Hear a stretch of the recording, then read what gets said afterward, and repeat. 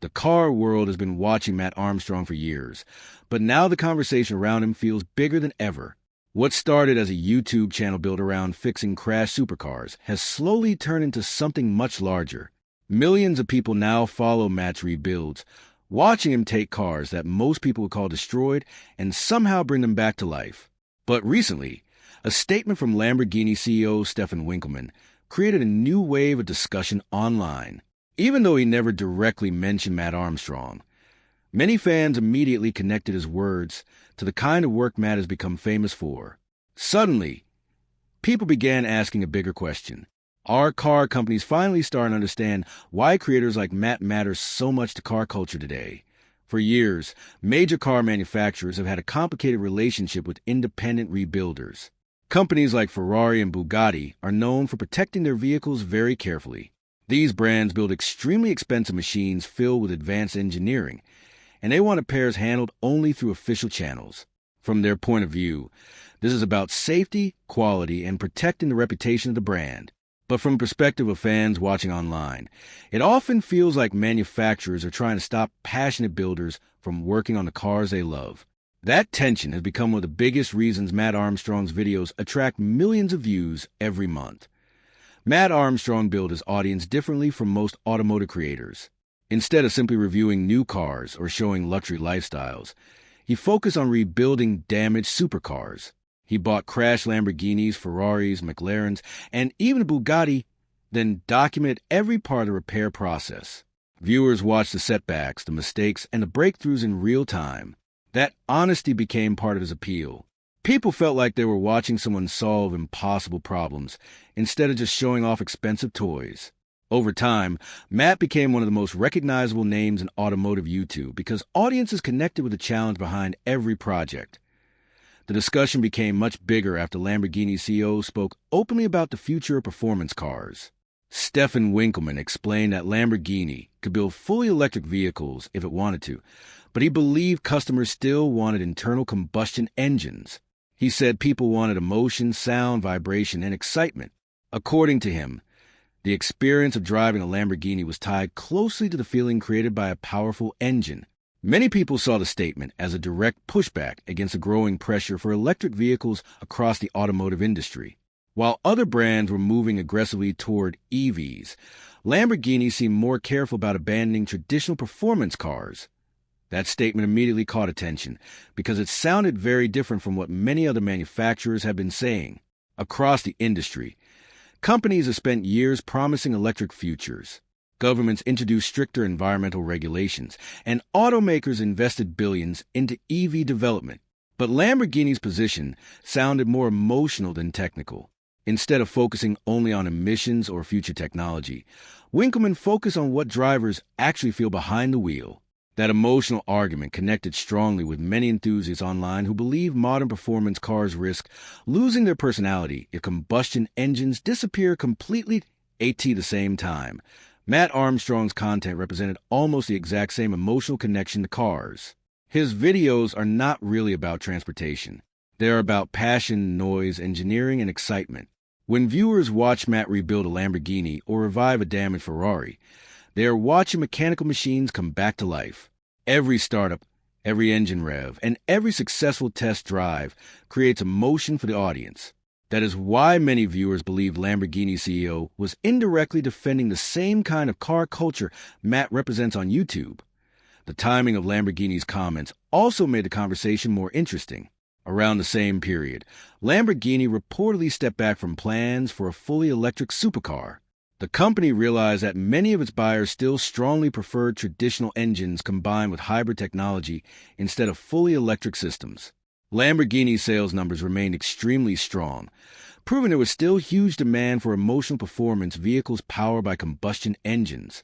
That decision stood in sharp contrast to some competitors that were moving more aggressively toward electric performance cars. Meanwhile, Mat Armstrong was facing growing resistance from some of the biggest manufacturers in the world.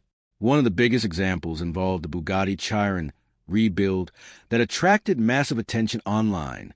The car had suffered severe crash damage, and many people believed repairing it outside the factory would be impossible. Bugatti reportedly restricted access to official parts and systems connected to the vehicle. For Matt and his team, this created a challenge far beyond normal car repairs. Instead of simply ordering replacement components, they had to invent solutions themselves. That Bugatti project became one of the most talked about rebuilds on YouTube because the stakes felt enormous. The Chiron is not an ordinary supercar. It is one of the most advanced road cars ever built. Repairing a damaged Bugatti requires knowledge, tools, and engineering precision that very few people possess. Many viewers expected the project to fail completely. Instead, Matt continued pushing forward, showing every stage of the rebuild process to millions of subscribers around the world. Part of what made the Bugatti story so powerful was the emotional narrative behind it. Audiences naturally love underdog stories, and Mat Armstrong fit that role perfectly. On one side stood giant automotive companies with unlimited resources and factory engineers. On the other side stood a YouTuber working from his own workshop, tried to solve problems many believed were impossible. That contrast created drama that kept viewers invested in every upload. Each obstacle made the rebuild feel even more important. The Ferrari situation created similar controversy. Matt purchased a damaged Ferrari 296 GTB and attempted to repair it himself. But modern Ferraris are filled with complicated hybrid systems and software protections that cannot easily be accessed outside official dealerships. Matt ran into major problems trying to clear system errors and restore full functionality. Once again, viewers saw the growing divide between independent builders and manufacturers trying to maintain tighter control over their vehicles. For many fans, this is where Lamborghini's comments became symbolic. Lamborghini was not openly supporting Mat Armstrong, but the company also was not publicly attacking creators rebuilding their cars. Instead, Lamborghini's leadership was talking about preserving emotion, sound, and excitement in performance vehicles. Those ideas align naturally with the content Matt creates. His entire channel celebrates the mechanical experience of driving loud, powerful supercars that many believe would never run again. Another reason this topic became so popular is because it reflects a larger debate happening across the entire automotive world. Enthusiasts everywhere are arguing about the future of cars. Some people fully support electric vehicles and believe they represent progress. Others worry that performance cars may lose part of their identity if combustion engines disappear entirely. Lamborghini CEO stepped directly into that debate by openly defending the emotional side of traditional engines. Because Mat Armstrong's channel focuses so heavily on those same emotions, audiences immediately connected the two stories together. Matt's rebuilding style also appeals to people because it feels authentic. Modern car content online can sometimes feel overly polished or artificial. Many creators simply present finished products without showing the struggle behind them. Matt does the opposite. He includes mistakes, setbacks, failed attempts, and unexpected problems in his videos.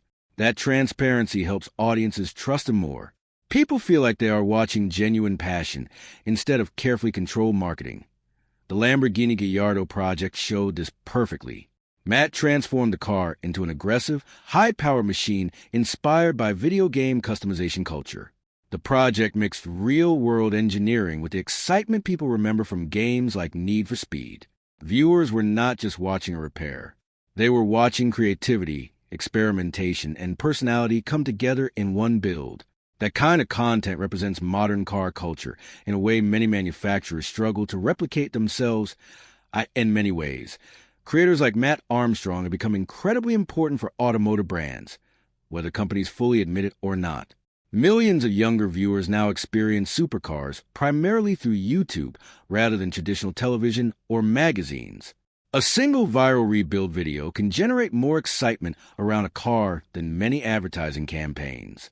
Even when manufacturers disagree with independent repairs, they cannot ignore the influence these creators now hold over enthusiast communities worldwide.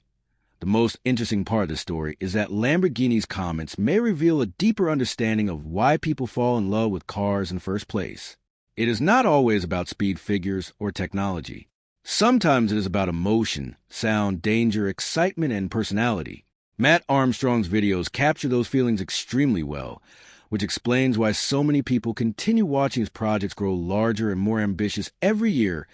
As the automotive industry continues changing, the relationship between manufacturers and independent creators will probably become even more complicated. Companies want control, safety, and brand protection. Creators want freedom, creativity, and the ability to push boundaries. Those goals do not always fit together easily. But one thing is becoming very clear. Audiences are deeply interested in watching these worlds collide. Whether Lamborghini intended it or not, Stefan Winkelmann's statements sparked a conversation far bigger than electric vehicles alone. His comments touched on the emotional core of car culture itself. That is why so many people linked his words to Mat Armstrong almost immediately. Mat represents the passion, risk-taking, and mechanical excitement that many enthusiasts fear could disappear from the automotive world in the future. For now, Mat Armstrong continues rebuilding some of the world's most damaged and challenging supercars, while millions of viewers follow every step. And as long as audiences continue loving loud engines, impossible repairs, and dramatic automotive stories, creators like him will remain at the center of modern car culture. The deeper the story goes, the more obvious it becomes that Mat Armstrong is no longer just another YouTuber fixing damaged cars. He has slowly become part of a much bigger shift happening inside automotive culture. Years ago, car companies controlled almost every part of the conversation around their vehicles. If someone wanted to see a new Lamborghini or Ferrari, they usually relied on magazine reviews, television programs, or official advertisements. Today, platforms like YouTube have completely changed that system.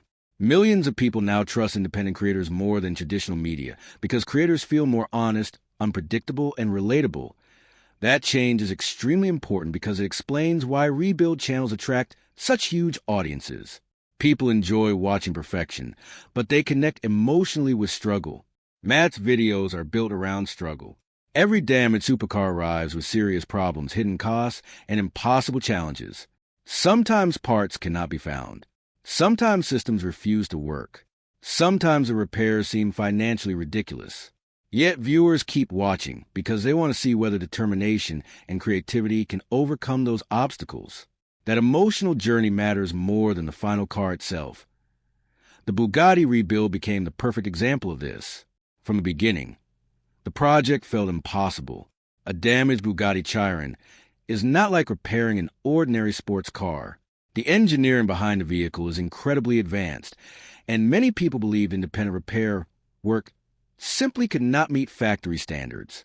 When reports appeared suggesting the car's VIN had effectively been restricted from receiving official support, the drama around the rebuild exploded online. Suddenly, the story became larger than just repairing a hypercar. It became a battle between independent creators and the systems designed to protect elite automotive brands. For viewers, that conflict created powerful entertainment. Audiences naturally become invested when someone attempts something others consider impossible. Every successful step in the rebuild felt like a victory. When Mat's team managed to separate sections of the car that only a few facilities in the world were known to handle properly, viewers saw it as proof that determination could challenge even the most exclusive automotive institutions. That emotional payoff helped the videos reach massive audiences across social media. Another reason these projects connect so strongly with people is because they reveal how complicated modern supercars have become. Many viewers grew up believing cars could always be repaired with enough mechanical skill and patience. But modern performance vehicles increasingly depend on software systems, encrypted modules, and manufacturer control technology. Independent mechanics often cannot fully access these systems without factory permission. Mat's rebuilds expose that reality in a very public way, and many car enthusiasts find it frustrating. This frustration has become part of a larger discussion often called the right to repair debate. Around the world, consumers are arguing that people should have the freedom to repair products they legally own. That debate includes phones, tractors, electronics, and now high-performance cars. Mat Armstrong's projects unintentionally place him right in the middle of that argument. Every time he struggles to unlock software systems or source restricted parts, audiences see an example of how much control manufacturers still maintain over modern vehicles. At the same time, manufacturers also have understandable concerns. Companies like Ferrari and Bugatti are responsible for producing some of the fastest and most complex road cars ever built. If a poorly repaired hypercar crashes again, the damage to the company's reputation could be enormous. From their perspective, strict repair standards protect both customers and the public. That is why this issue remains so complicated. Both sides believe they are defending something important. What makes Lamborghini's position so interesting is that the company seems more focused on preserving emotional driving experiences rather than controlling every public conversation around repairs. Lamborghini's leadership continues emphasizing excitement, sound, and driver emotion instead of fully committing to an electric-only future. That philosophy naturally appeals to the same enthusiasts who enjoy Mat Armstrong's content. Even without directly supporting rebuild creators, Lamborghini appears more aligned with traditional car culture than some competitors.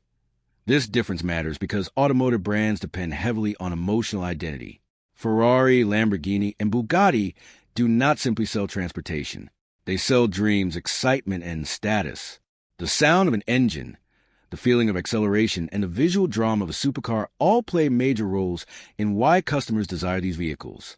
Mat's videos capture those emotions constantly. Every first startup after a rebuild becomes a huge moment because viewers understand what that sound represents.